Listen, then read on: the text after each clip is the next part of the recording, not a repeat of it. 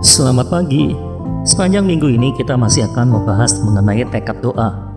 Dan hari ini kita mulai dengan mempersekutukan mengenai tekad mengendalikan kesedihan.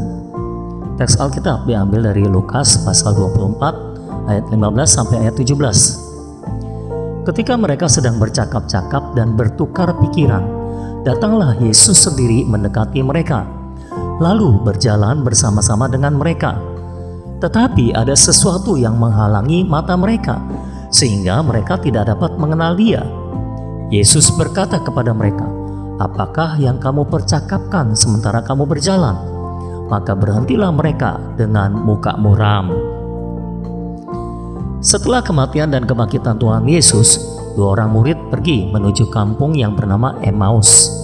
Di tengah jalan mereka mempercakapkan tentang peristiwa kematian Yesus dengan hati yang sedih, karena mereka tidak tahu kalau Tuhan Yesus sudah bangkit dari antara orang mati.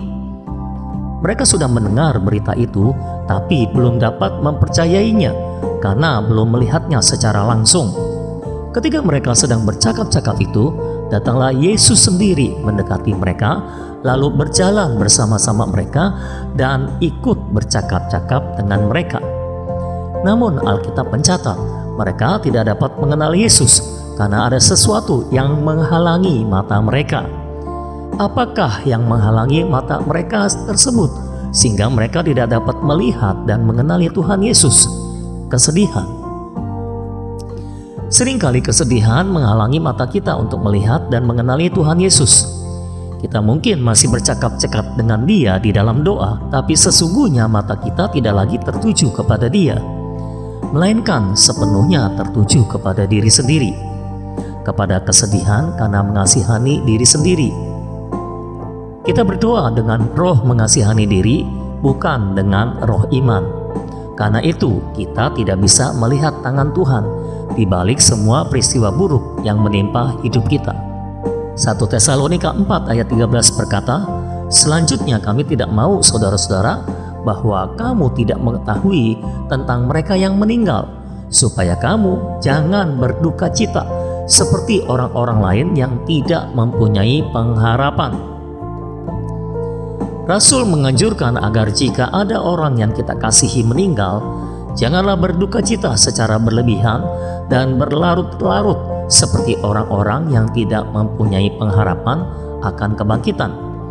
Ini membutuhkan tekad yang terlatih untuk mengendalikan emosi.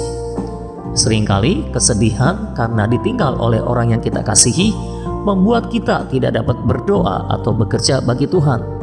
Sekalinya dapat berdoa dan bekerja, kita tidak dapat melihat dan mengenali Tuhan, sehingga kehilangan roh iman. Bahkan ada yang membutuhkan waktu sampai 3 bulan untuk pemulihannya. Ini tidak wajar.